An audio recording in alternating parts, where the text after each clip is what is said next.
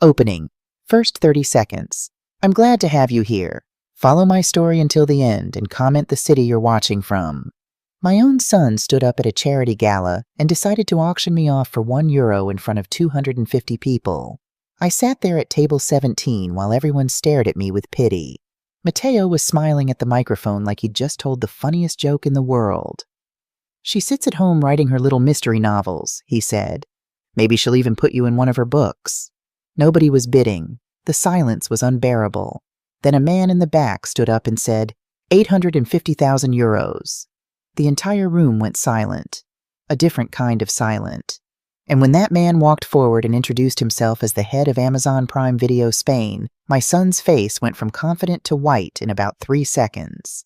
Because here's what Mateo didn't know, what nobody in that room knew. While he was up there humiliating me, someone had been sitting in the back watching everything, knowing exactly who I really was. And what that person said next turned the most embarrassing moment of my life into the sweetest moment of vindication I could have ever imagined.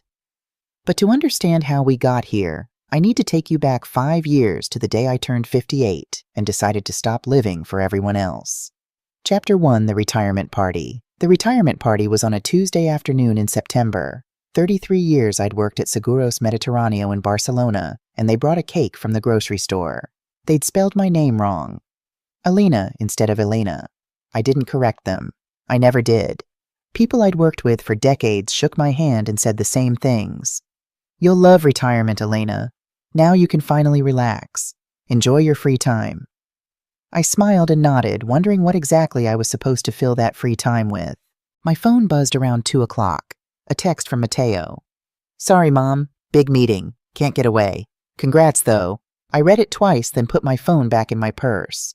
Of course he was busy. He had important things to do. My son worked at Banco Santander in Madrid, now wore expensive suits, made good money managing accounts worth millions of euros. I was proud of him. Of course I was. But sometimes when we talked, I could hear the distance in his voice, like he'd moved into a world I didn't belong in anymore. I drove home to my apartment in the Gracia district. 1-bedroom, 2nd floor in a building that had seen better days. I'd moved in 28 years ago when Mateo left for university.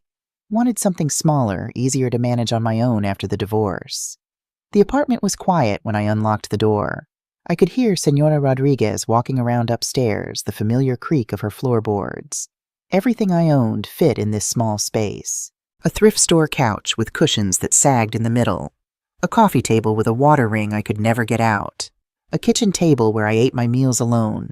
I made tea and sat down watching the afternoon sun move across the table. I could see the dust on everything. 58 years old, single mother high school graduate who never went to college. That was my resume. That was all I'd ever be. Andres' voice was still in my head sometimes, even though he'd been gone for nearly 3 decades. You're not smart enough for college, Elena. Why waste the money? He'd said it when we were dating, said it after we got married. I believed him then. Part of me still believed him now. Mateo used to ask about it when he was younger. Why didn't you go to university like other moms? Not mean, just curious. But every time he asked, I felt smaller, like I'd failed some basic requirement of motherhood.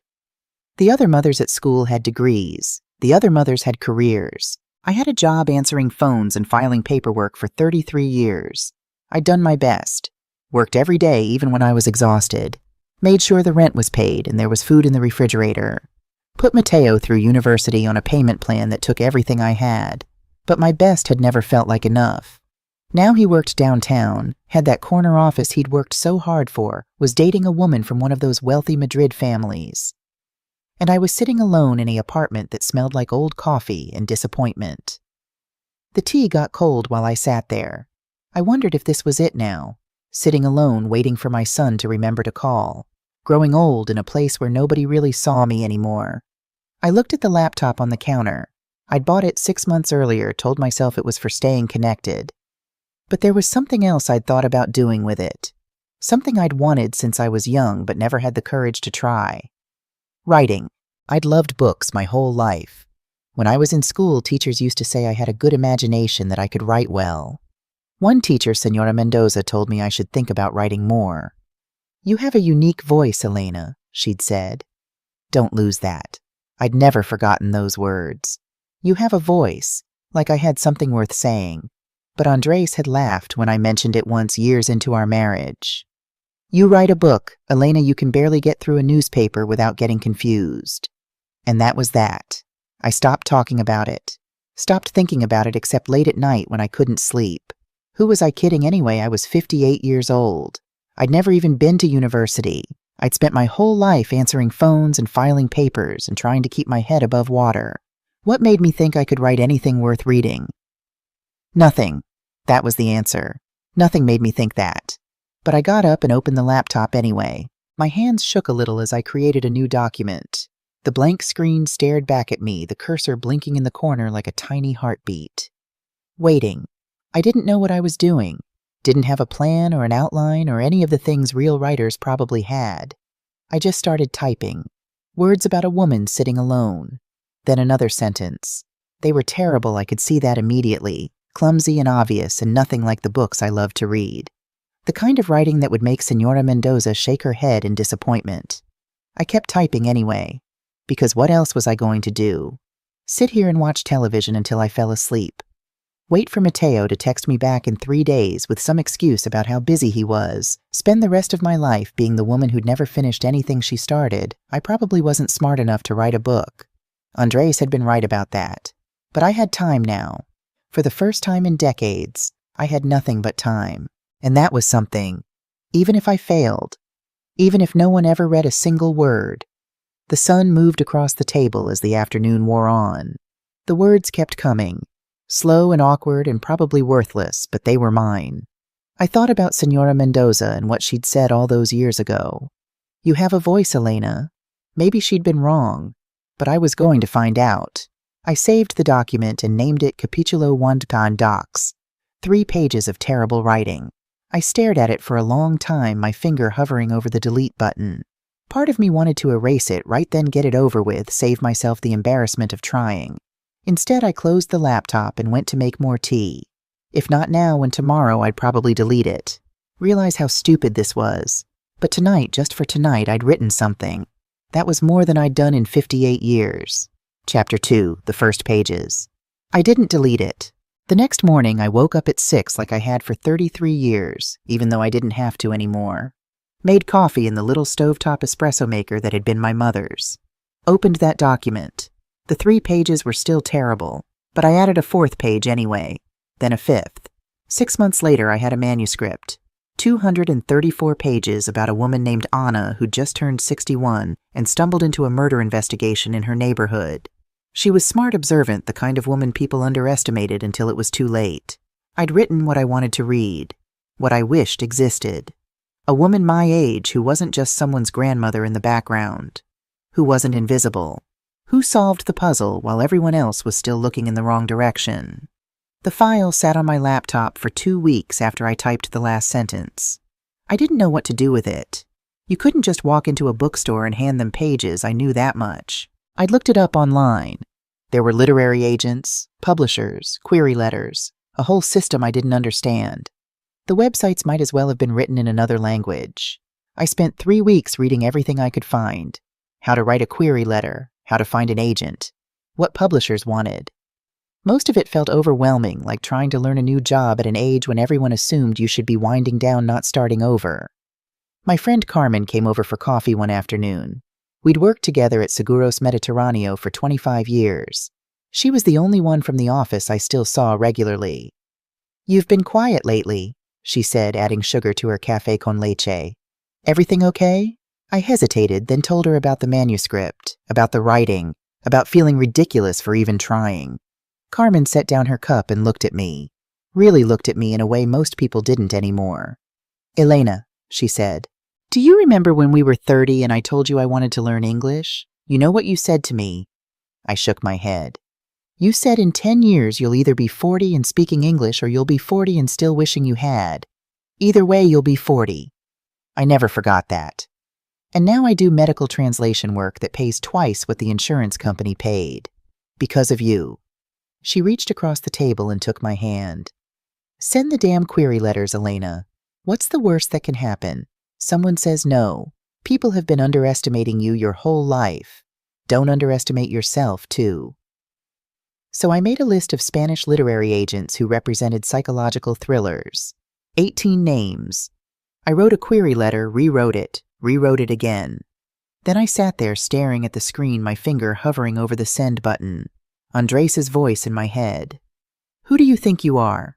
I hit send before I could change my mind.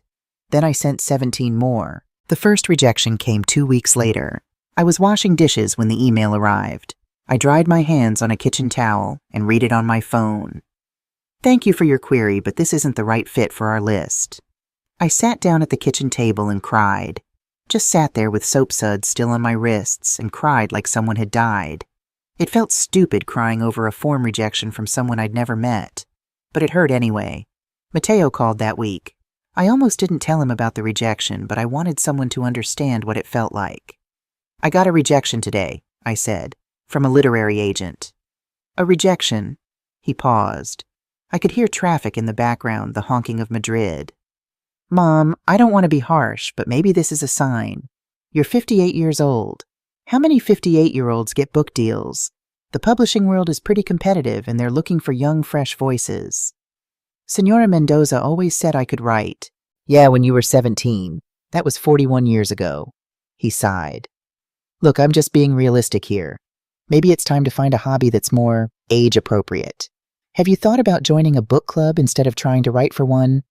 My throat closed up. I see. Don't get upset. I'm trying to help you avoid disappointment. Anyway, I got promoted today. Senior accounts team. I'll be managing the big clients now. 6-figure deals. Pretty excited about it. That's wonderful, Mateo. Thanks. Hey, I've got to run. Client dinner in an hour and these things wait for no one. You understand, right? He hung up before I could say goodbye. I sat there holding the phone, staring at the blank wall.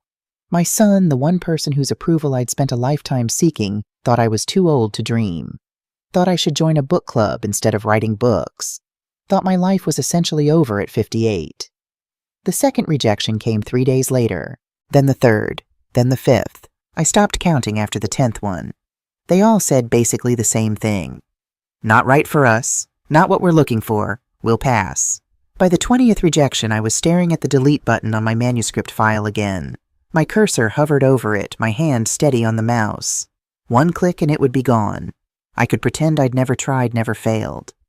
Go back to being exactly who I'd always been. Mateo had been right. I was too old for this. Too late. The publishing world didn't want women my age writing books. They wanted young voices, fresh perspectives, not a 58-year-old woman who'd spent her life filing insurance claims. My finger was on the mouse, ready to click. Then an email came in. The subject line said, Solicitud de manuscrito completo. Full manuscript request. I blinked. Read it again to make sure I wasn't seeing things. Editorial Horizonte, a small press based in Barcelona. They wanted to read the whole manuscript, not just the sample pages I'd sent. A real publisher. They wanted to read my book. I sat there shaking, reading the email 5 times to make sure I wasn't misunderstanding. They wanted my work. Someone actually wanted to see what I'd written. I sent the manuscript that night, my hands trembling so badly I had to type my password 3 times before getting it right. Then I waited. Every day I checked my email 20 times. 30.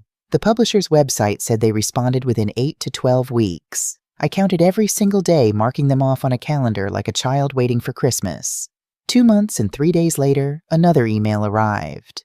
Dear Miss Martinez, we would like to offer you a publishing contract for your manuscript. I read that line until the words stopped making sense. Then I read it again and again. They wanted to publish my book, actually print it, put it in stores. My book, the one I'd written in the apartment in Gracia, the one Mateo thought was a waste of time, the one I'd almost deleted a dozen times. I stood up from the table, sat back down, stood up again. I wanted to call someone, tell someone, share this with someone who would understand what it meant. I called Mateo. He answered on the 4th ring, his voice distracted. Hey, Mom, kind of in the middle of something. What's up? They want to publish my book. The words tumbled out. A publisher. Editorial Horizonte. They sent me a contract. Mateo, they're going to actually print my book. Silence. Then, wait, seriously? Someone actually wants to publish it? Yes. Editorial Horizonte. It's a real... Never heard of them. Are you sure they're legit? There are a lot of scams targeting older people who want to be writers. Did they ask you for money? The excitement drained out of me like water from a broken glass. They're a real publisher, Mateo. I researched them. They specialize in mysteries and thrillers. Okay, but have you Googled them thoroughly? I'm just saying a real publisher probably wouldn't want. I mean, no offense, but what kind of publisher goes after first-time authors your age? I looked at the contract still open on my screen, the contract that said someone believed in my work. I haven't looked at all the details yet, I said quietly. Well, that's the first thing you should check. Don't get your hopes up about this being some kind of career. It's probably just vanity publishing with a professional name, which is fine. I mean, if it makes you happy to say you have a published book, that's nice. Just don't quit your day job. Oh, wait. He laughed at his own joke. You already did that. I should let you go. Yeah, I really do have to run. This client call started 5 minutes ago, and we're talking about a €3 million account. Real high-stakes stuff. But hey, congrats on the book thing. That's different. Talk later. The line went dead. I sat there holding the phone, staring at my contract. A contract from a real publisher who wanted my work, who thought my book could find an audience, who believed I had something worth saying. But all I could hear was Mateo's voice. Vanity publishing. Don't quit your day job. First-time authors your age. He'd hung up without asking what the book was about, without asking when it would come out, without saying he was proud. Just assumptions that I'd been scammed, that this wasn't real, that I was too old for anyone to actually want my work. I looked at the contract again. It said they were printing 5,000 copies. It said they thought my book could find an audience. It said someone believed in me. Mateo just didn't happen to be that someone. Chapter 3, the pen name. The publisher asked if I wanted to use a pen name. I said yes immediately. It felt safer somehow, like I could keep Elena Martinez separate from whoever was about to have a book published. Like I could hide if this went wrong, if Mateo turned out to be right about everything. I spent an hour trying different combinations, writing them down on a notepad, crossing them out. Nothing felt right. Too obvious or too fake or too trying hard. Finally, I settled on M.S. Castellano. M for Martinez, my surname. S for Solis, my mother's maiden name. Castellano for the Spanish language itself, the language of Cervantes and Garcia Marquez. It felt like putting on armor, like becoming someone braver than Elena Martinez had ever been allowed to be. The book came out 6 months later. No book tour, no interviews, no launch party. They printed 5,000 copies and sent me 10. I held one in my hands and couldn't believe it was real. El silencio de Ana. Ana's silence. My name on the cover. Well, not my name exactly, but close enough. The cover was elegant. Deep blue with a silhouette of a woman standing in a doorway, light behind her. The kind of cover you'd see in a real bookstore next to real books by real authors. I took a photo and sent it to Carmen. She called me immediately, crying. Elena, it's beautiful. It's real. It's real, I whispered, running my fingers over the embossed letters. I didn't send a photo to Mateo. He hadn't asked about the publication date. The first week, nothing happened. I checked the sales rank on Amazon every hour. It was in the 600,000s, then the 500,000s. Moving so slowly, I couldn't tell if anyone was buying it at all. Carmen bought 5 copies, 1 for herself and 4 to give as gifts. She posted about it on her Facebook, tagging me, calling me a published author. It felt surreal seeing those words next to my name. Then a review appeared. 5 stars. The title was one word, finalmente. Finally. I clicked on it, my heart pounding. Finally a thriller with a protagonist who looks like my mother. I'm so tired of reading about 25-year-old detectives who somehow have the wisdom of someone twice their age. Ana is 61, smart, and doesn't take anyone's nonsense. She solves the case not despite her age, but because of it. Because she's lived enough to understand people. This is the book I've been waiting for. Thank you, M.S. Castellano. Please write more. I read it 10 times. Then I cried. Not like I'd cried after that first rejection. This was different. This was someone I'd never met, someone who didn't know my real name, telling me my book mattered. That I'd given them something they'd been waiting for. Maybe Senora Mendoza had been right all those years ago. Maybe I did have a voice worth hearing. I opened a new document and titled it El Regreso de Ana Doc X. Anna's Return, Book 2. The words came faster this time. I knew what I was doing, now knew Anna's voice, knew the rhythm of a mystery. 4 months instead of 6. Anna was back older by a year, sharper. The mystery was tighter. The writing was better. Sales of the first book kept climbing, slow but steady like a plant growing toward sunlight. The ranking moved from the 600,000s to the 300,000s to the 100,000s. Reviews appeared every few days, most of them from women my age, women in their 50s and 60s who said they'd finally found a character they recognized, who said they felt seen for the first time in years. I read every single one, saved them in a folder on my computer. On days when Andresa's voice was loud in my head, when doubt crept in, I read them again. Editorial Horizonte called when I was halfway through the second manuscript. "Elena," the editor said, "we want book 2, and we'd like to talk about a better contract. Your sales are exceeding our expectations." "They are now. You're building an audience, a loyal one. These readers love Anna. They love your voice. We'd like to print 10,000 copies of book 2, and we'd like to increase your advance to €3,500. I had to sit down. €3,500 for writing, for doing something I loved. That's very generous. It's business, Elena. You're earning out your advance. We believe in this series. How many books do you think you have in you?"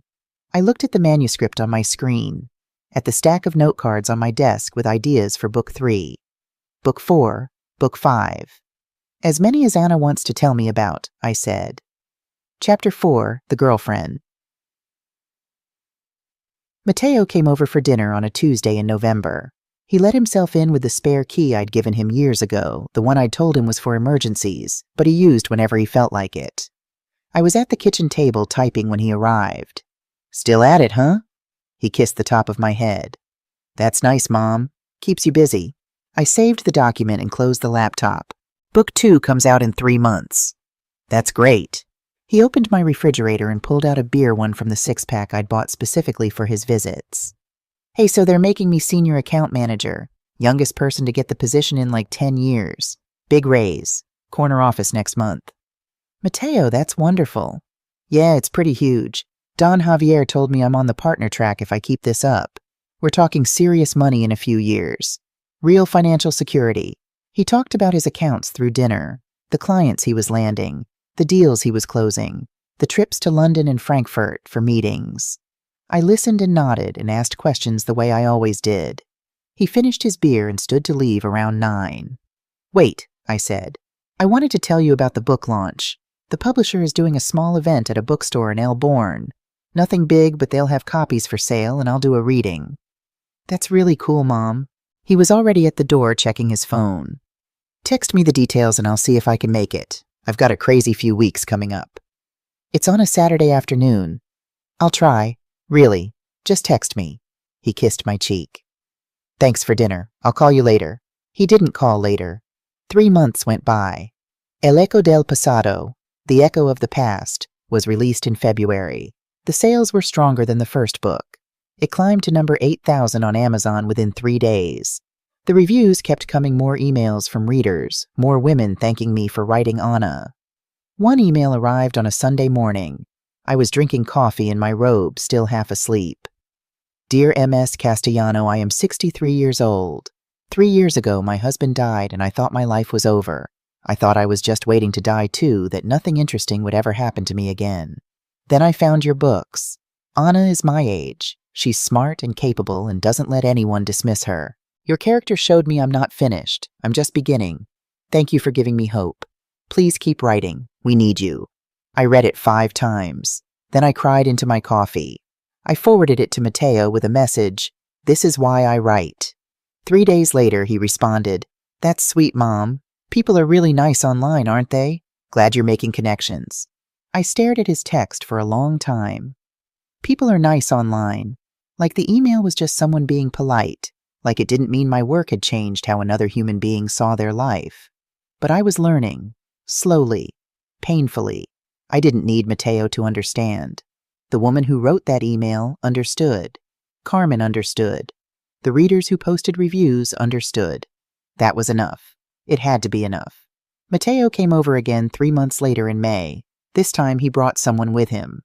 "Mom, this is Isabella. He had his arm around her waist, proud, showing her off like a trophy. "Isabella, this is my mother, Elena." She had straight dark hair and wore a blazer even though it was just dinner at my apartment. Designer jeans that probably cost more than my monthly rent. Heels that clicked on my old tile floor. She shook my hand instead of giving me the customary kiss on each cheek. "It's so nice to finally meet you, Elena." Her smile was polite but distant, the kind of smile you give a taxi driver. "Matteo talks about you all the time." I doubted that, but I smiled back. "Please sit. Can I get you something to drink? Wine, water?" "Sparkling water, please. I'm trying to cut back on alcohol. Calories, you know." She laughed, a tinkling sound that felt practiced. We sat at my kitchen table. I'd made paella, the one dish I knew how to make, well, my mother's recipe. Isabella picked at it while Matteo ate 2 helpings. "Matteo mentioned you write," Isabella said, pushing rice around her plate. "That's so sweet. What do you write?" "Romance novels. Psychological thrillers, actually." "Oh," she laughed again. "Same thing, right? Just stories to keep people entertained." I opened my mouth to explain the difference, but Matteo was already talking about a restaurant they'd tried last weekend in Malasaña, someplace with a Michelin star and a 6-month waiting list. Isabella's hand rested on his arm while he talked possessive. She laughed at his jokes, finished his sentences. She belonged to the world he'd built, the one where I was just his mother, who wrote little books to keep herself busy. I cleared the plates. Isabella excused herself to use the bathroom. When she came back, she had freshened her lipstick. "You have such a cozy little place," she said, looking around my apartment. "Very charming. Quaint. Cozy. Quaint. Words people used when they meant small and outdated." They left 20 minutes later. Isabella hugged me at the door, quick and impersonal. "It was lovely meeting you. We should do this again sometime." We never did. After they left, I sat at my kitchen table for a long time looking at the leftover paella. Most of it was still in the pan. Isabella had barely eaten anything, and Matteo had been too busy talking to notice what I'd cooked. I thought about my mother, who'd taught me to make paella, who'd told me that feeding people was an act of love, who'd died before she could see me publish a book, before she could know that maybe, just maybe, I'd been smart enough all along. My phone buzzed. A text from Matteo. "Thanks for dinner, Mom. Isabella really liked you." I didn't respond. What was there to say? That his girlfriend had looked at my home, my life, my work, and found it all quaint, that I could feel her judgment in every polite smile, every careful word. I opened my laptop instead and went back to work on book 3. Anna wouldn't let anyone make her feel small. Maybe I could learn from her. Chapter 5, The Literary Agent. An email came from Barcelona 2 weeks after that dinner with Isabella. The sender's name was Lucia Vega, and at first I thought it was spam. Literary agents didn't just email random authors, especially not authors like me. "Dear Ms. Castellano," it began, "I've been watching your sales trajectory with great interest. Your books are finding an audience in an underserved market, and your growth pattern suggests something sustainable rather than a flash in the pan. I'd like to discuss representation for your future work. Would you be open to a conversation?" I Googled her immediately. Lucia Vega represented some of the biggest thriller writers in Spain. Real ones. The kind whose names you saw in airport bookstores, whose books got adapted into television series. She had gray hair and her photo-sharp eyes, and the kind of face that looked like it didn't tolerate nonsense. We talked on the phone the next day. She had a direct way of speaking that reminded me of Anna. "Elena," she said, using my real name even though we'd never met. "I can call you Elena, right? Your pen name is for the public, but we should be honest with each other." "Yes, of course." "Good. Here's what I see. You're writing for women our age, and publishers are finally paying attention. Your numbers aren't spectacular yet, but they're growing consistently. More importantly, your readers are loyal. They buy every book. They leave reviews. They recommend you to friends. That's gold in this industry." "Our age," I couldn't help smiling. "I'm 71, Elena. Don't make me feel alone in this." She laughed, warm and genuine. "I've been in this business for 40 years, and I know a real voice when I hear one. You have something. With the right publisher and the right marketing, you could be hitting bestseller lists. Real lists." My mouth went dry. I mean USA Today to start. El País if we do this right in Spain.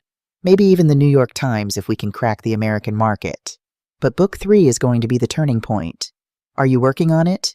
I just started. I'm about 50 pages in. Good, finish it. Send it to me when it's done. I'll find you a bigger house, a better deal. You're worth more than Editorial Horizonte can offer you. I signed with Lucia a week later, my hand shaking as I wrote my name on the contract. She called me the day after. Welcome to the family, Elena. Now tell me about book 3. What's Anna up to? For the next hour, I told her about the story I was writing. Anna was 63 now, investigating a cold case that had haunted her neighborhood for 20 years. Lucia asked smart questions, pushed me on plot points, made suggestions that immediately made the story better.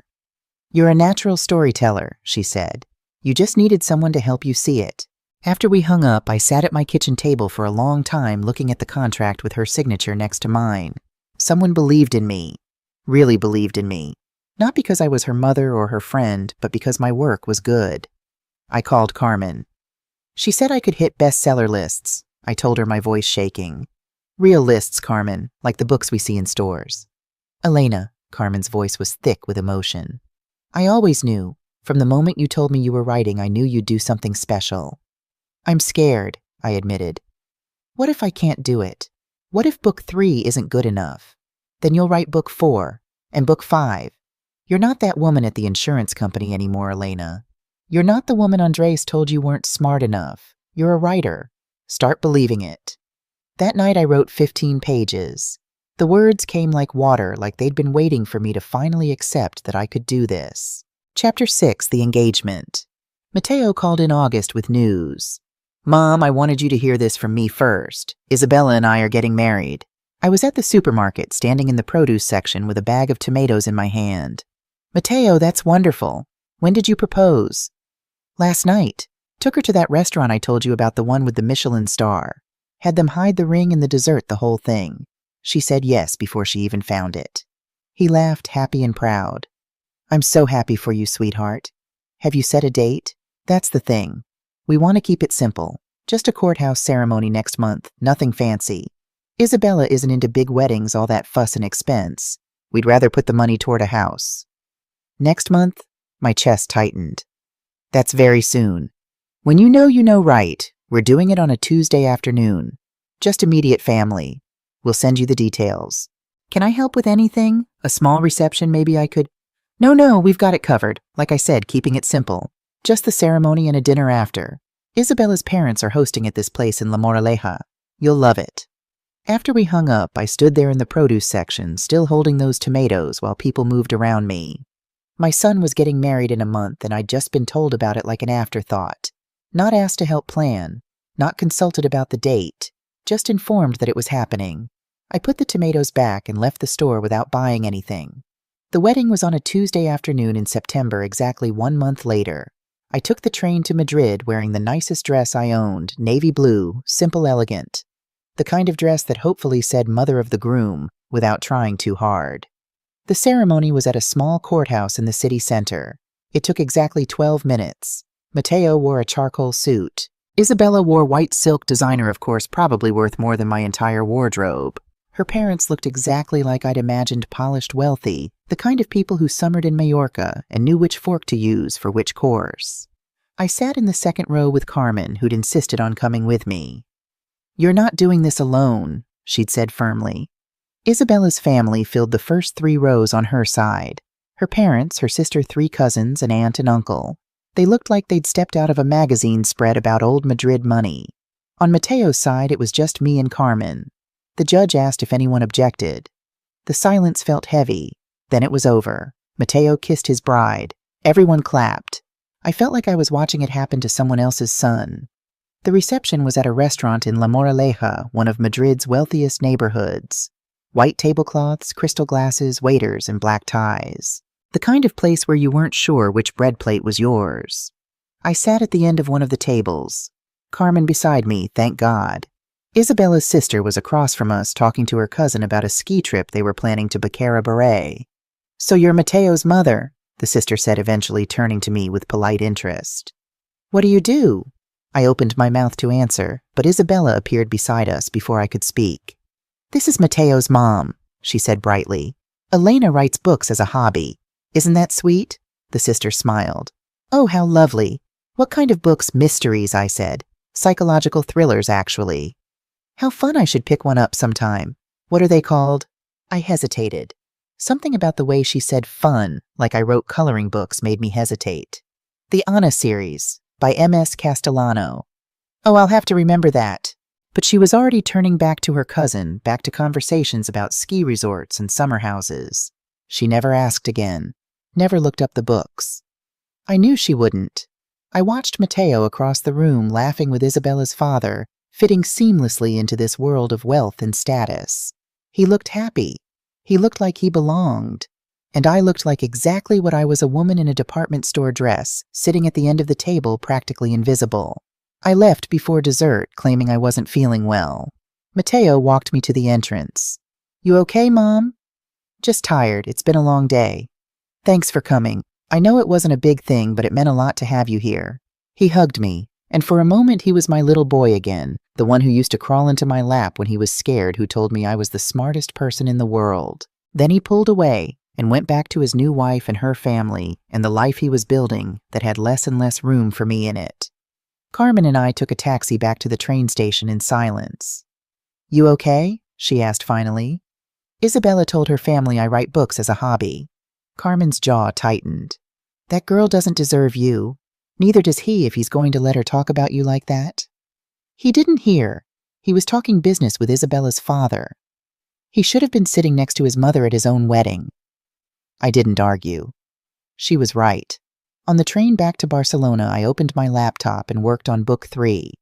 Anna was confronting someone who'd dismissed her, who'd underestimated her because of her age. The words came easily sharp and satisfying. Fiction was easier than real life. In fiction, people got what they deserved. Chapter 7, the bestseller. Lucia called in November with news that changed everything. Sit down, Elena. I'm already sitting. Good. Grupo Planeta wants book 3. They're offering 45,000 euros as an advance, plus a marketing budget. They want your books in airports, train stations, major retailers. They think you can be big. I couldn't breathe. 45,000 euros. And that's just the advance. Foreign rights audiobooks, we're talking 6 figures over the next 18 months if the book performs the way I think it will. And it will. I don't understand. Why me? Because you're good, Elena. Because women our age are tired of being invisible in fiction. Because you write characters that half the population can finally see themselves in. The market is ready for you. The question is, are you ready for the market? Book 3 is almost done. Maybe 3 more weeks. Perfect. Send it to me the day you finish. I'll shop it to Planeta immediately. Elena, this is going to change your life. After we hung up, I sat at my kitchen table staring at my laptop screen. 45,000 euros. More money than I'd made in 2 years at the insurance company. For writing. For doing what I loved. I called Matteo. I knew I shouldn't need his approval anymore. I knew I should have learned by now that he'd find a way to diminish it. But this felt big enough, real enough, that surely he'd have to see it. Surely he'd be proud. Mom, hey. What's up? I'm actually in the middle of something. Grupo Planeta wants to publish my next book. They're offering 45,000 euros. They want to put my books in airports, Matteo. Lucia says I could hit bestseller lists. Silence on the other end. Then wow, they're really going all in on this, huh? It's a major publisher, one of the biggest in Spain. Yeah, I've heard of them. His tone was strange flat. That's great, Mom. Really, at least it keeps you occupied. Better than sitting around the apartment all day, right? Keeps you occupied. Like I was doing crossword puzzles to pass the time. Matteo, this is a real career. I'm going to be in bookstores across Spain. I know. I'm happy for you. It's just... Look, I don't want to rain on your parade, but you know how fickle the book industry is, right? Today you're the hot new thing, tomorrow someone younger comes along. I just don't want you to get your hopes too high, you know? At your age, it's important to be realistic about these things. At your age. As if 59 was ancient. As if I should be grateful for whatever scraps of success came my way, instead of dreaming of more. I have to go, I said quietly. Wait, actually, I'm glad you called. I wanted to tell you Isabella and I bought a house in Pozuelo de Alarcón, right near her parents. 4 bedrooms, a garden, the whole thing. We're moving in next month. Matteo, that's wonderful. Yeah, it's pretty incredible. We're really building something here, you know. Building a life. The kind of stable, successful life I always wanted. He paused. Anyway, I should run. Conference call in 5. But congrats on the book thing, Mom. That's different. Different. Not impressive, not amazing, not I'm so proud of you. Just different. I set down the phone and went back to work. Chapter 8. The Book Launch. La Sombra de la Verdad. The Shadow of Truth was published in March. Grupo Planeta did everything Lucia promised. Bookstore displays, airport kiosks in Madrid, Barcelona, Seville, online advertising, book blog reviews, radio interviews where I talked about Ana and why I wrote about older women. The first week, the book hit number 2,340 on Amazon Spain. The second week, it climbed to 487. The third week, it broke into the top 100 at number 52. I was in the supermarket when Lucia called. Elena, you did it. Bestseller. I was standing in front of the checkout counter and there was my book, right there on the impulse buy rack next to the magazines and candy bars. M.S. Castellano, The Shadow of Truth. What list? I asked, my voice barely working. El País, number 17, and USA Today picked you up too. International bestseller Elena. You're the real deal now. I stood there with a box of pasta in my hand, staring at my own book for sale in a supermarket. A woman reached past me and picked up a copy. Excuse me, she said. Have you read this? I've heard it's good.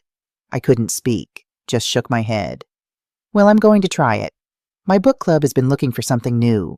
She added it to her basket and walked away, not knowing she'd just bought a book written by the woman standing next to her, the woman nobody saw. I bought a copy of my own book. It felt surreal paying for something I'd written, holding the physical proof that this was real. When I got home, I called Carmen first. Not Mateo, Carmen. I'm a bestseller, I said, and then I started crying. Elena, oh my God, which list? El País and USA Today. Lucia says I'm international now. Carmen screamed so loud I had to pull the phone away from my ear. I'm coming over right now. We're celebrating. I'm bringing champagne. She showed up 20 minutes later with a bottle of cava and tears streaming down her face. I knew it, she kept saying. I always knew you could do this. We drank the cava out of coffee mugs because I didn't own proper champagne glasses. We laughed and cried and looked at the book rankings on my laptop, watching the numbers climb in real time. Have you told Mateo? Carmen asked eventually. I shook my head. Not yet. Elena, I will. I wanted to enjoy it first. Without him making it smaller, Carmen finished. I nodded. I texted him that night. Just a simple message. Book 3 hit the bestseller list. El País and USA Today. He responded 3 days later. That's awesome, Mom. Sorry for the late reply, crazy week. We're renovating the kitchen. Marble countertops, the whole thing. Very expensive, but Isabella has great taste. Talk soon. No congratulations. No I'm proud of you. Just kitchen renovations. I put my phone away and opened the folder where I saved reader emails. There were hundreds now. Women telling me how Ana had changed their lives, how they felt seen for the first time in years, how my books had given them permission to take up space in the world again. These women saw me. They understood what I was trying to do. That was enough. It had to be enough. Chapter 9, The Money. My accountant called in June about quarterly taxes. Elena, we need to talk about estimated payments for next quarter. Your income has increased significantly. How significantly? You made 487,000 euros in the last 12 months. Between royalties, foreign rights sales, and the advance from Grupo Planeta.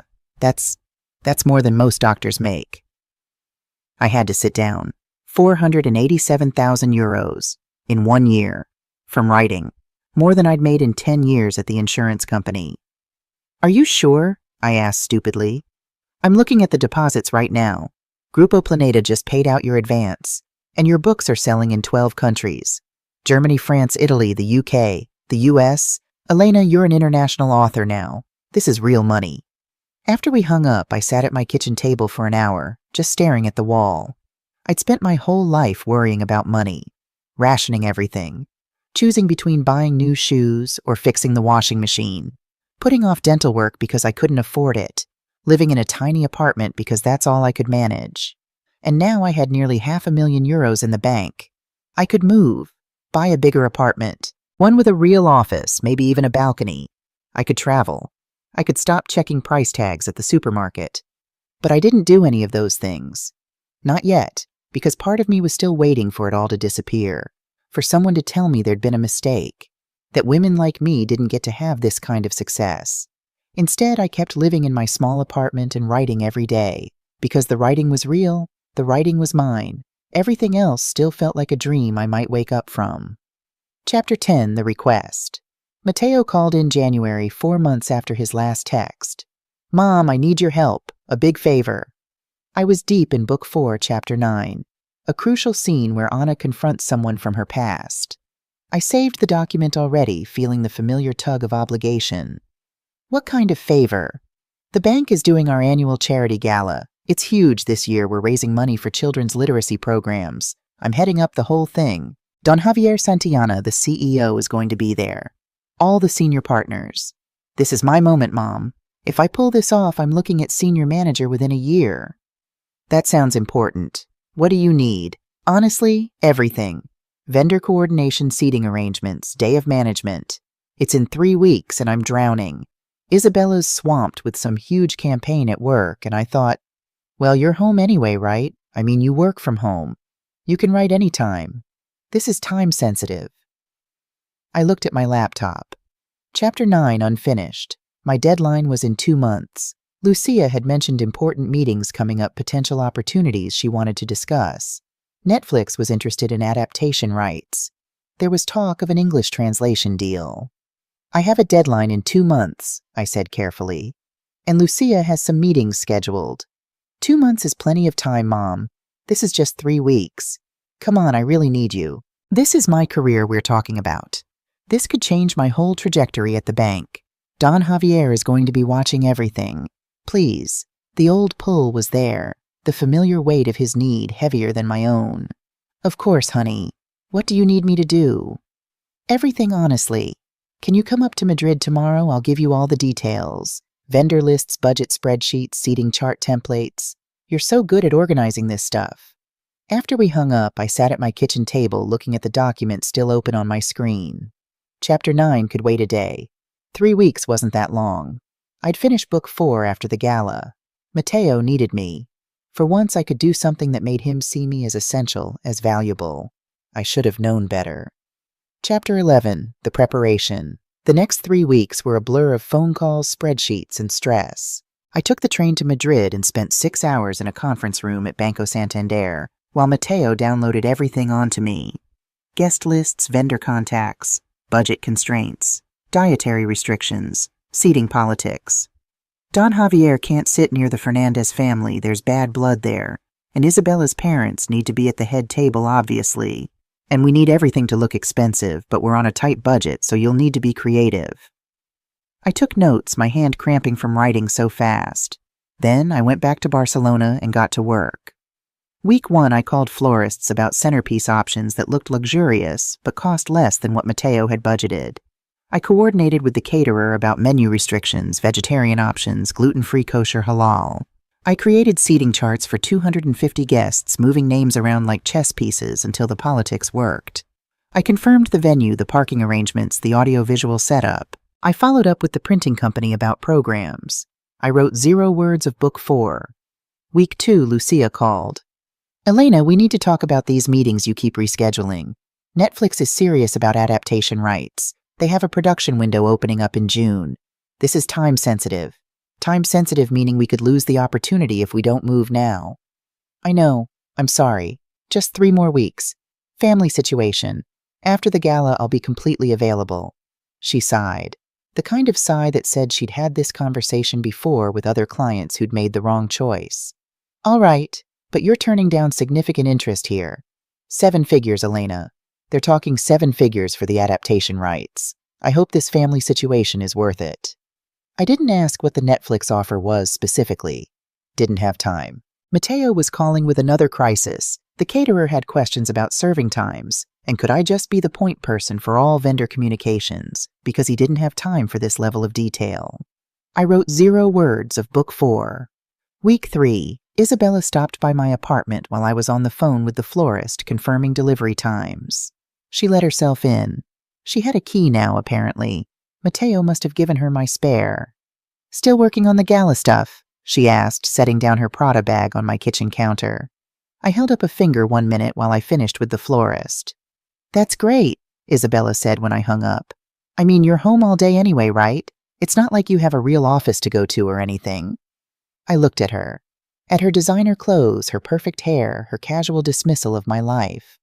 "I have deadlines, Isabella, for my books." "Oh, right, your books." She smiled, but it didn't reach her eyes. "That's so sweet. Mateo appreciates this, you know. He's so stressed with the real work, the client stuff, the actual business. This really helps him out. It's nice that you can contribute something, even if it's just organization. The real work, as opposed to my books, which apparently weren't real work." She left before I could formulate a response. That night, Mateo called with another issue. The seating chart was wrong. I had the Anderson group at table 7, but they couldn't sit near the Williams family. There was some business rivalry I should have known about, but didn't. "Mom, I'm trying to write. Can this wait until tomorrow?" "Not really. I need to send the final chart to the venue by morning. It'll take you like 10 minutes to fix." I fixed the seating chart, sent it at midnight, climbed into bed exhausted. I had written 0 words of book 4 in 3 weeks. My publisher emailed, "Elena, we need the manuscript. Are you on track for the deadline?" I looked at chapter 9 still unfinished. 7 more chapters to go. 6 weeks until my deadline. The math wasn't working. I typed back, "Yes, almost done." I was lying. Chapter 12. The night before. The day before the gala, I took the train to Madrid and spent the entire day at Hotel Arts Barcelona coordinating the final setup, where the registration table would go, how the stage would be positioned, where to put the donation display that would show the running total of money raised. The event coordinator had questions every 15 minutes. Should the podium be centered or offset? What about the lighting, warm or cool? Do we need a spotlight for the auctioneer? I made decisions about things I didn't understand, hoping I was getting them right, knowing Mateo would blame me if anything went wrong. I got back to my hotel room at 8 that night, opened my laptop, stared at chapter 9. Nothing came. My brain was full of seating charts and vendor confirmations, and Mateo's voice saying this was really important for him. I hadn't written in 3 weeks, the longest gap since I'd started book 4. The deadline was 5 weeks away now, 7 chapters to go. I couldn't do this. I couldn't write a book and plan a gala and be the perfect mother who dropped everything when her son needed help. Something had to give. The venue coordinator called with another question about the bar setup. I answered it, closed my laptop without writing a word, and went to bed. I'd finished the book after the gala. I had to. Grupo Planeta was counting on me. Lucia was counting on me. My readers were counting on me. But right now, Mateo needed me more. Or at least that's what I told myself. The next morning, I woke up with a text from Mateo. "Mom, you're a lifesaver. Everything's going to be perfect. See you tonight. I put you at table 17, good view of the stage. Can't wait for you to see this all come together. Couldn't have done it without you." Table 17. Not at the head table with him and Isabella. Not even close to the front. All the way in the back. But I'd helped him. That was what mattered. Right, I got dressed in my simple black dress, the one I'd bought for his wedding. Did my makeup carefully, wanting to look nice for his big night. Took a taxi to the venue. When I arrived at 6 an hour before guests, Mateo was there with Isabella, both of them in formal wear. He looked sharp in his tuxedo. Important, like someone who belonged in rooms like this. "Mom," he kissed my cheek. "Everything looks perfect. You did an amazing job." Isabella's eyes swept over my dress once. She didn't say anything. Neither did Mateo. I was invisible again, even in my own small victory. The guests started arriving at 7. Crystal chandeliers, white tablecloths, white roses in the centerpieces I'd chosen. It really did look perfect. Don Javier Santillana arrived with his wife. I recognized him from the photos Mateo had shown me. Silver hair, expensive suit, the kind of presence that made people pay attention. Mateo's entire future walking through the door. I found my seat, table 17 in the back. My place card said Elena Martinez, in elegant calligraphy. I sat down between an elderly couple I didn't know who talked to each other, and not to me.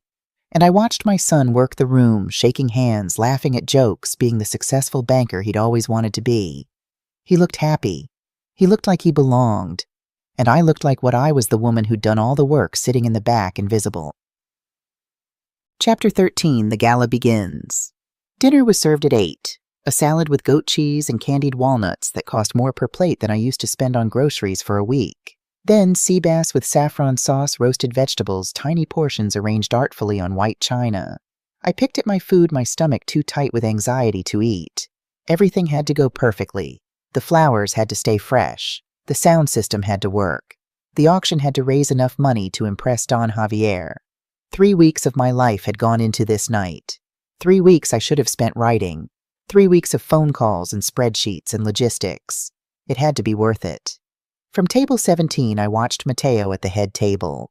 He was in his element, laughing with Don Javier, leaning in to hear something Isabella's father was saying.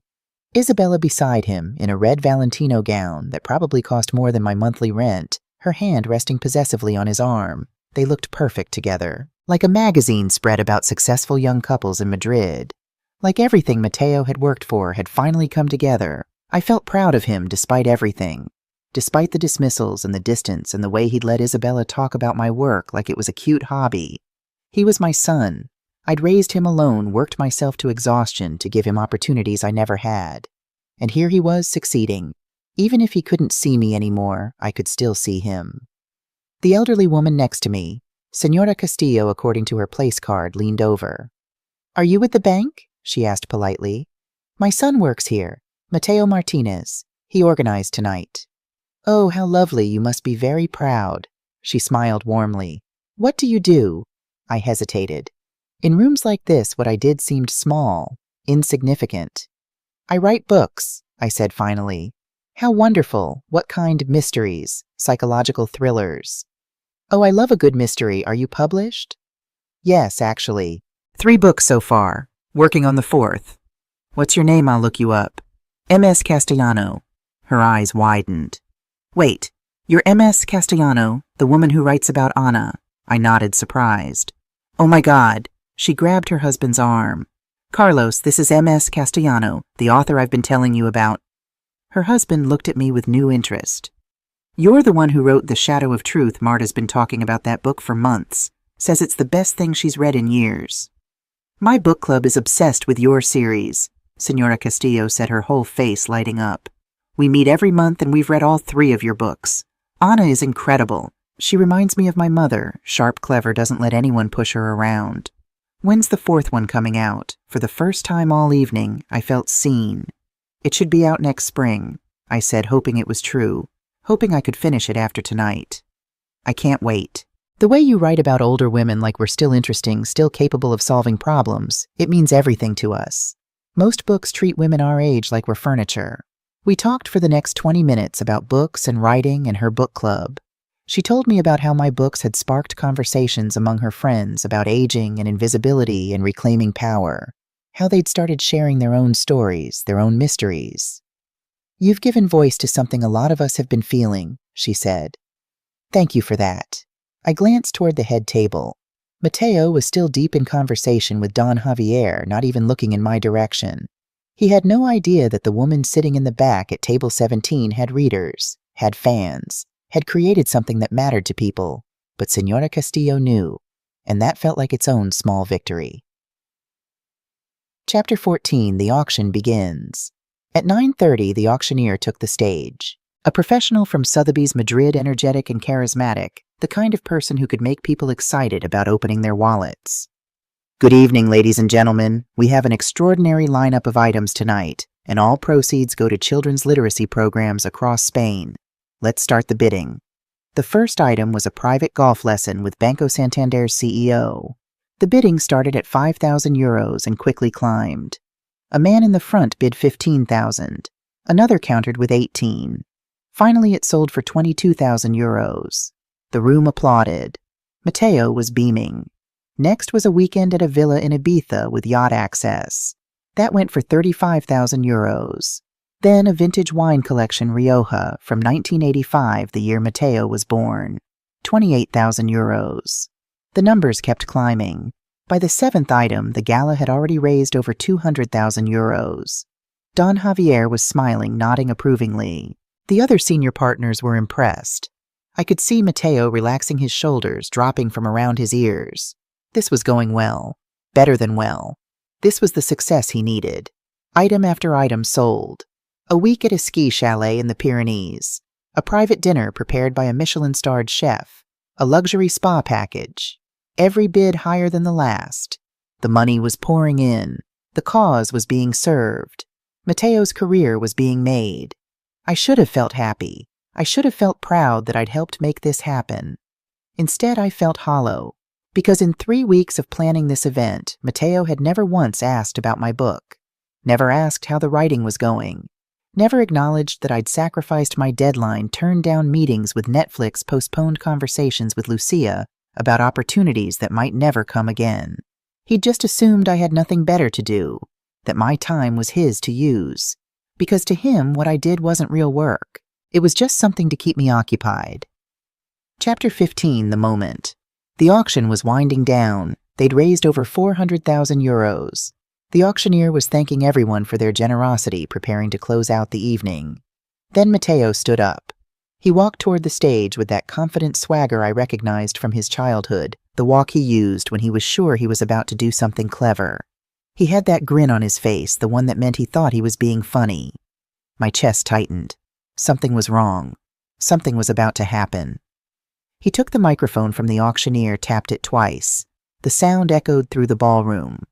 "Ladies and gentlemen," he said, his voice carrying across the room.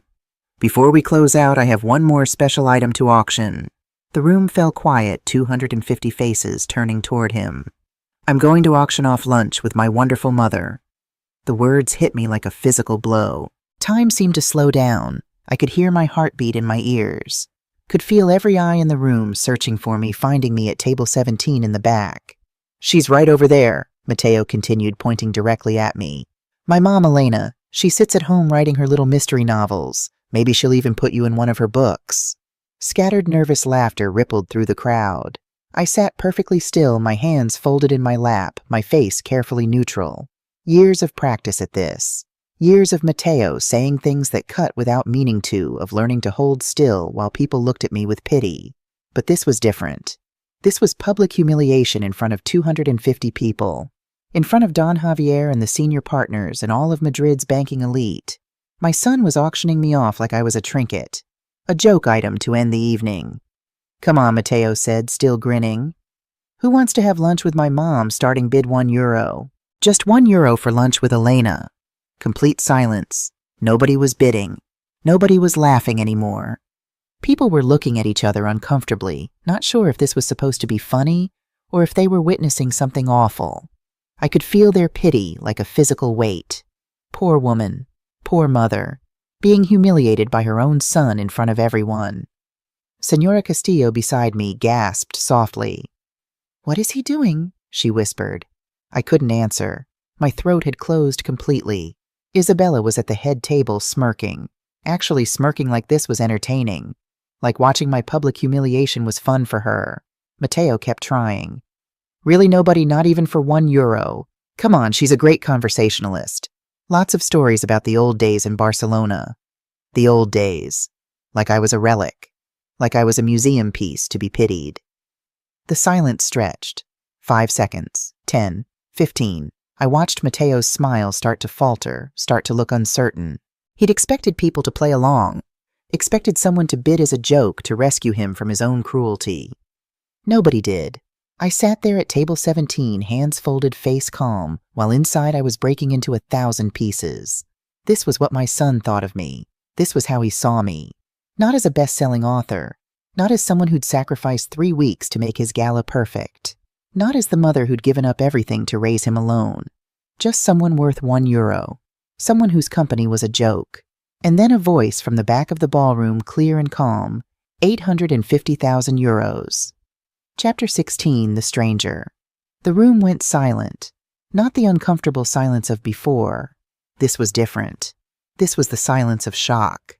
Every head turned toward the back of the room. A man stood up slowly, distinguished, maybe 52 years old, in a perfectly tailored dark suit. I'd never seen him before in my life. He started walking forward through the tables, his footsteps the only sound in the entire ballroom. Every eye followed him, including mine. Mateo's smile had frozen on his face. "I'm sorry, what, mate?" "I said 850,000 euros. The man's voice was calm, professional, Absolutely certain. He didn't stop walking until he reached the front of the room until he was standing in the center where everyone could see him. "I'm Rafael Delgado," he said, not to Mateo but to the entire room. "Head of International Content Development for Amazon Prime Video Spain." A gasp went through the crowd. Several people pulled out their phones. Mateo had gone pale. "Amazon Prime, I don't understand." Rafael turned to address the room, not Mateo. When he spoke, his voice carried to every corner of the ballroom. "For those who don't know this woman," he gestured toward me, "is MS Castellano, best-selling author of the Silent Witness series. Her books have sold over 500,000 copies across 12 countries. She's currently number 17 on El País bestseller list and number 32 on USA Today." Another gasp, louder this time. The woman from table 8 stood up. "Wait, you're MS Castellano. My entire book club is obsessed with you." A man from table 5. "I bought all 3 of your books for my mother. She says they're the best mysteries she's read in years." Senora Castillo beside me grabbed my hand and squeezed it. Rafael continued, his voice steady and professional. "Senorita Martinez, I've been trying to reach you for 2 months about a significant opportunity." He turned to look directly at me, his eyes kind.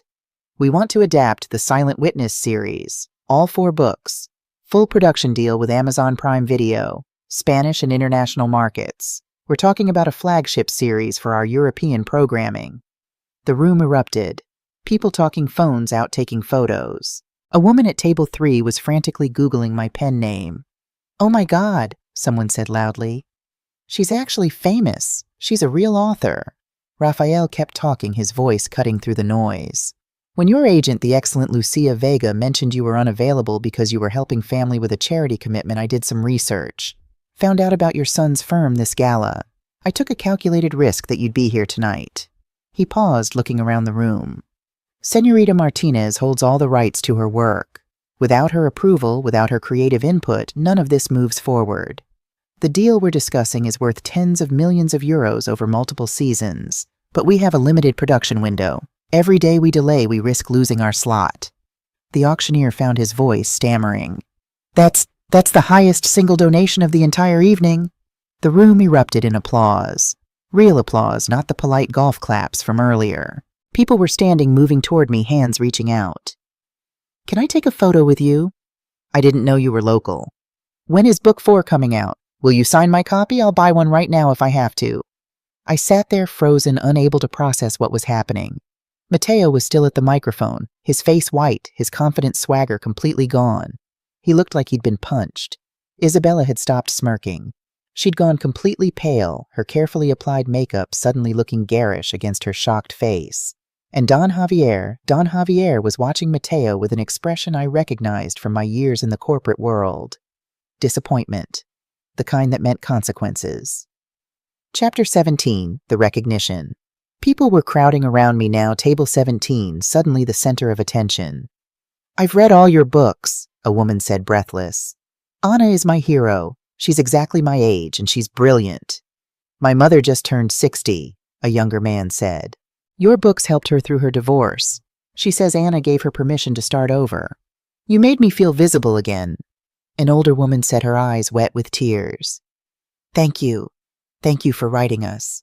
Senora Castillo was beaming, holding my hand like we were old friends. "I told you," she said to her husband. "I told you these books were special." Through the crowd, I could see Mateo still standing at the microphone, watching this, finally seeing what I'd been trying to tell him for years.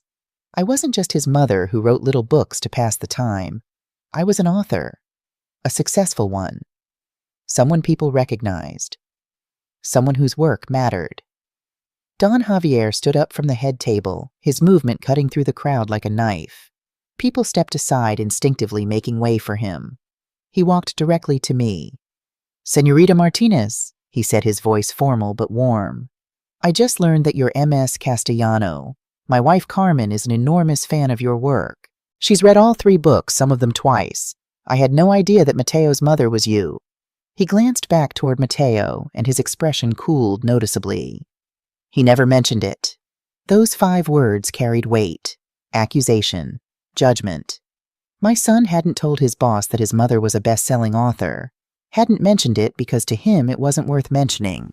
because what I did wasn't important, wasn't real. I use a pen name, I said quietly, trying to give Mateo an out he didn't deserve. It keeps my writing life separate from my personal life. Don Javier shook his head slowly. We would have been honored to have you at the head table. A best-selling author, an Amazon deal. This is remarkable, señorita. Truly remarkable. Remarkable. Mateo had called my work something to keep me occupied. Don Javier's wife appeared beside him, elegant in a silver gown.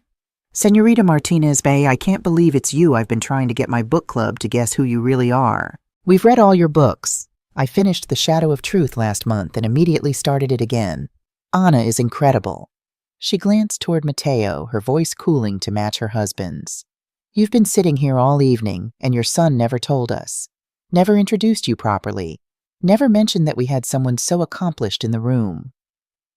The implication was clear. Mateo had failed. Not just as a son, but as a host, as an organizer, as someone who should have recognized value when it was sitting at table 17. Rafael appeared beside me, professional and focused. Señorita Martinez, perhaps we could find somewhere quieter to talk. I know this isn't the ideal time, but we really are on a deadline. If you're interested in discussing the adaptation, we should meet soon. I looked around the room one more time. At the people still wanting to talk to me, to shake my hand to tell me what my books meant to them. At Señora Castillo beaming with pride like she'd discovered me herself. At Isabella pale and silent at the head table, her smugness completely evaporated.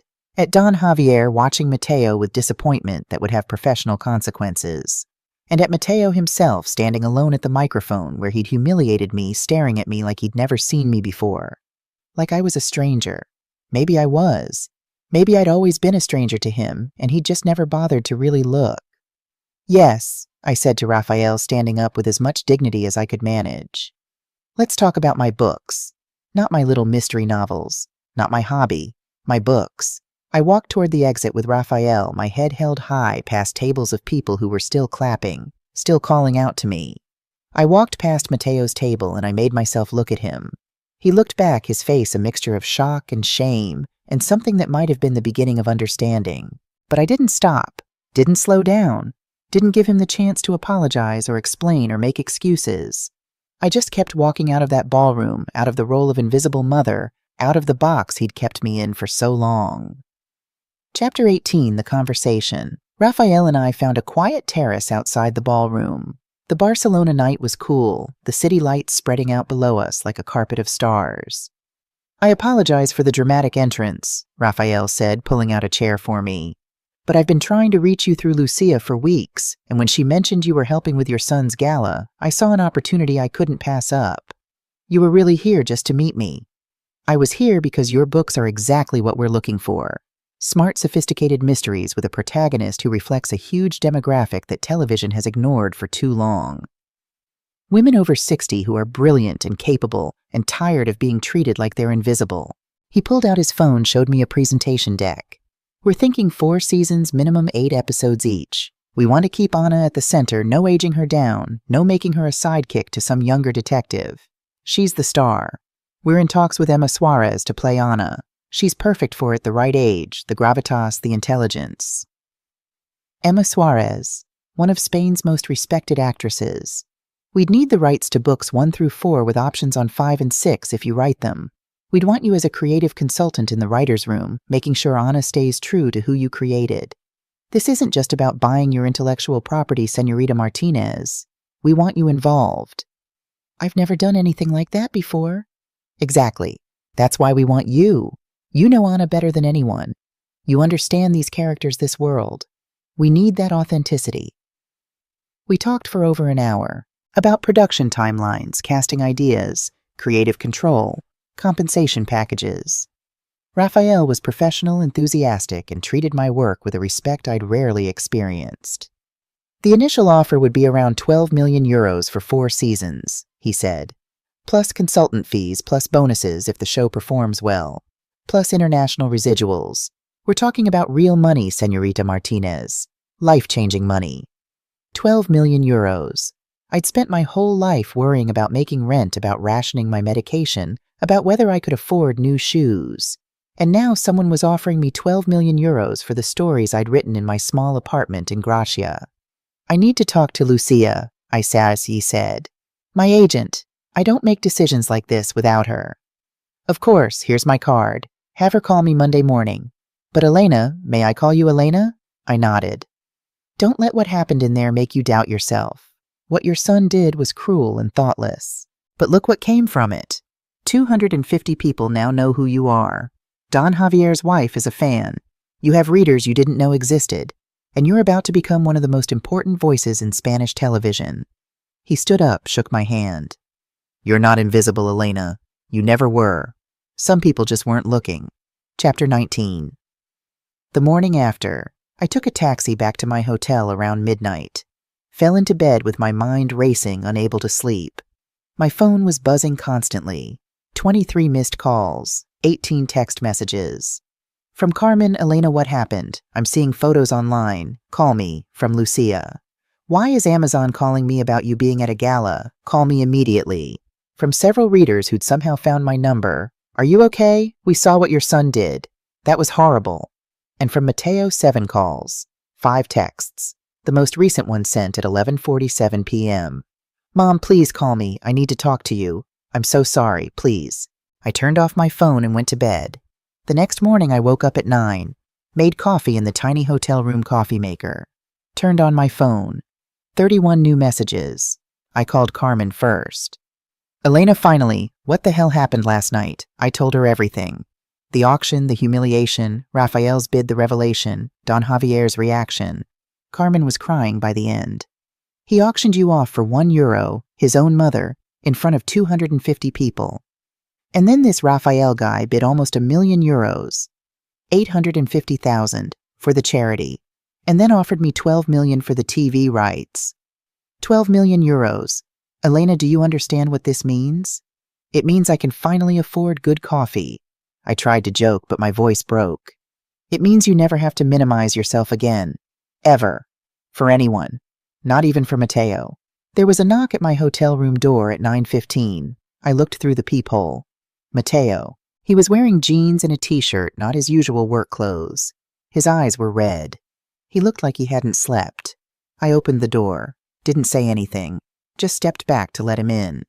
He came inside, stood in the middle of my small hotel room, and for a long moment, he couldn't speak. Chapter 20. The Apology. Mom, he started, then stopped, started again. Don Javier pulled me aside after you left. I sat down on the edge of the bed, waited. He asked me, Mateo's voice cracked. He asked me how I could speak about my own mother that way in front of clients, in front of everyone. He said it showed poor judgment, poor character, that the way someone treats their family says everything about who they really are. He sat down heavily in the desk chair, his head in his hands. He told me that his wife is a huge fan of your books, that she talks about them all the time, about how Anna made her feel seen after she retired. And I never knew, never had any idea because I never bothered to ask, never bothered to actually look at what you were doing. No, I said quietly. You didn't. Amazon Prime, 850,000 euros. Bestseller lists in multiple countries. And I called your work little mystery novels in front of everyone. He looked up at me, his eyes wet. I auctioned you off for €1 like you were nothing, like you were a joke. The tears started then running down his face. You gave up everything for me, Mom. You worked yourself to exhaustion to put me through university. You sacrificed your dreams your whole life so I could have opportunities.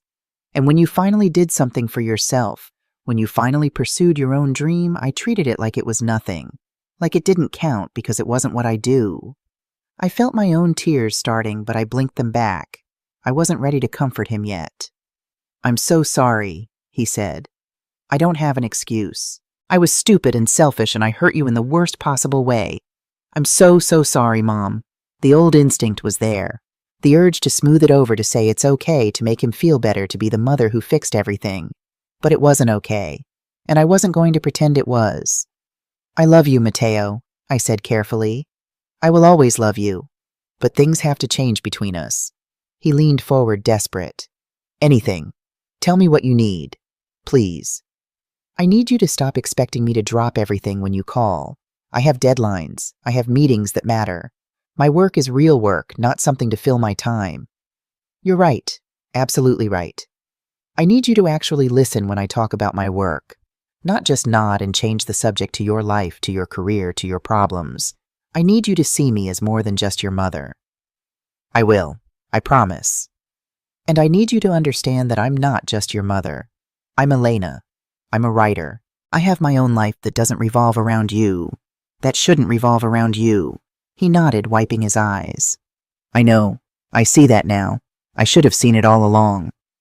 You have a chance to prove it, I said. But I'm done sacrificing myself to make your life easier. Those days are over. Can I fix this? His voice was small, young, like the boy he used to be. Can we fix this? We can try, I said. But you have to actually try, not just say you will. He nodded again, then hesitated. Isabella wanted to come too. She's really ashamed of how she treated you. She's been crying since last night.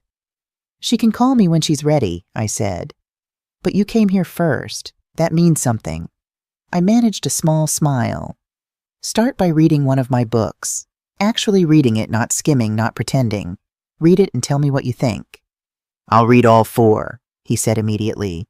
I should have read them a long time ago. I should have been your biggest supporter instead of your biggest critic. Yes, I said. You should have. We sat there for a moment in silence. Then he stood up. I stood too.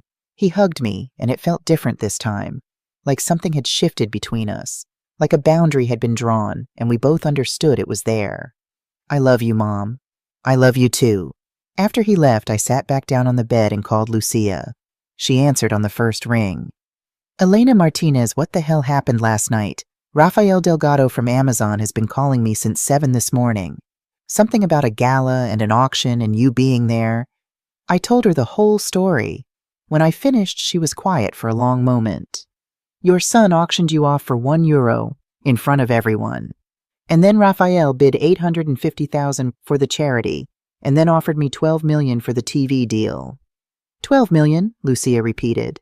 Elena, do you understand what this means? This is the deal I've been trying to set up for months. Rafael's been interested, but he wanted to meet you first to make sure you were someone they could work with.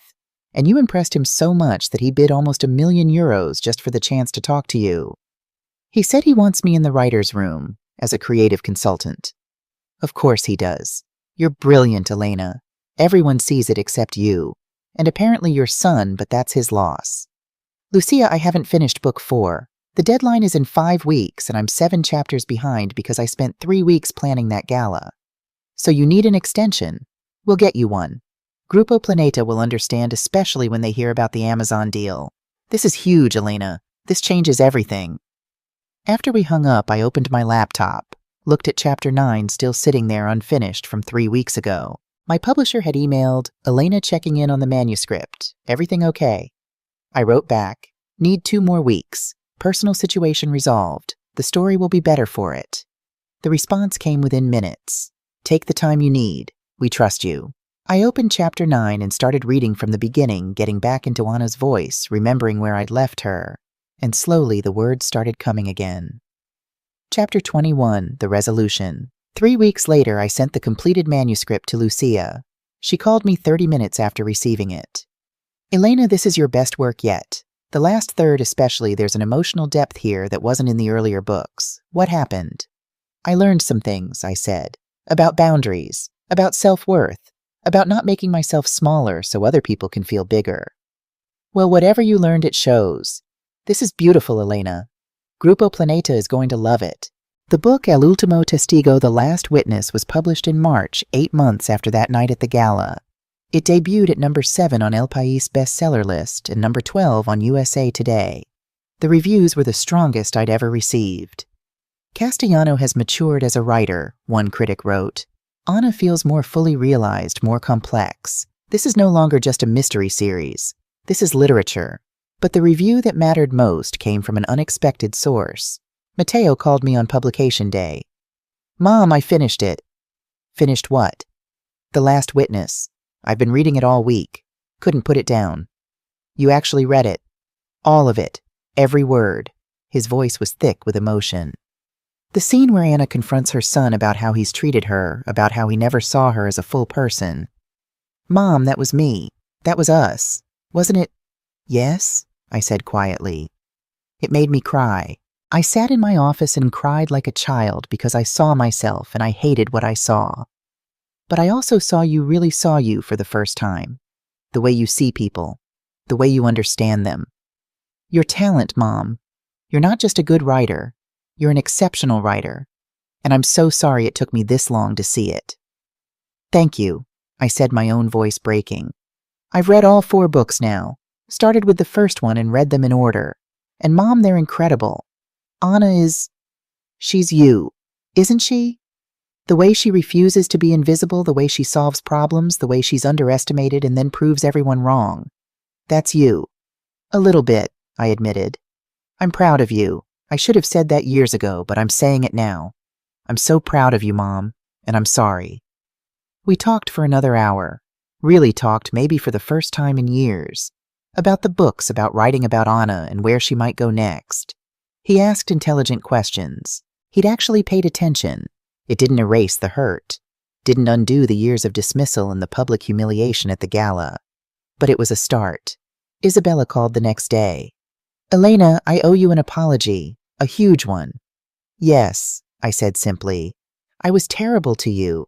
I treated your work like it was nothing, like you were nothing. And you're not. You're remarkable. I've been reading your books, Matteo insisted, and they're beautiful. And I was so wrong about you. Why did you do it? I asked. Why were you so cruel?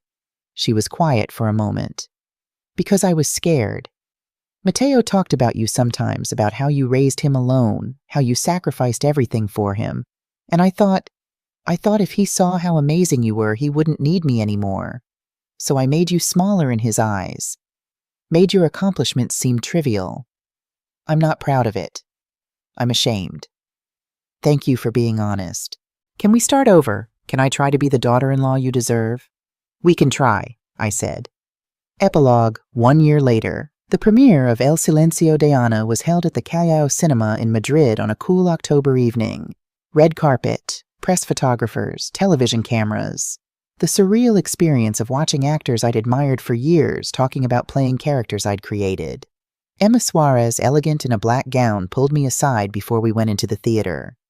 I've been waiting my whole career to play someone like Anna, she said. Thank you for writing her. Thank you for insisting she stay 65, for not letting them age her down or push her to the side. This role means everything to me. You are Anna, I told her honestly, exactly how I imagined her. Raphael appeared with the rest of the Amazon team, ready to see your world come to life. Inside the theater, I sat between Carmen and Lucia. Matteo and Isabella were a few seats down. He'd asked if he could come, and I'd said yes. The lights dimmed. The screen filled with the opening shot, Barcelona at dawn, the Gothic quarter, narrow streets, and old stone. Then Emma's face and that voice I'd heard in my head for years, finally real. My name is Ana Castellano. I'm 65 years old, and I'm about to solve a murder that the police have given up on. The theater erupted in applause.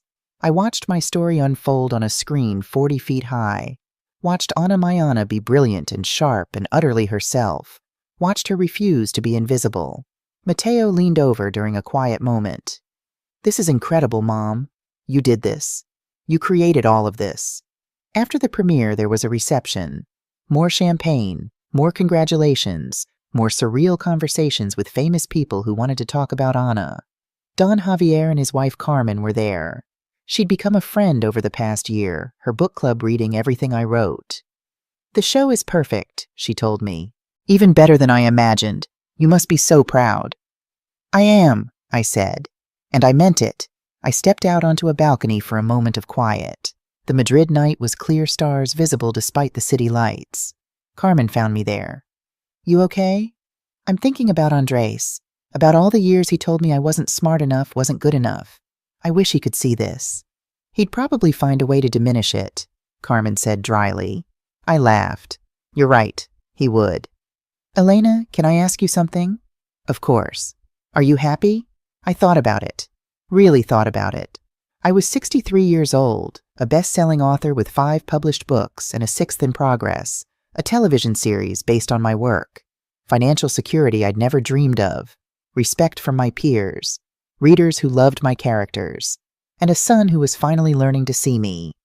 Yes, I said. I'm happy. For the first time in my life, I'm actually happy.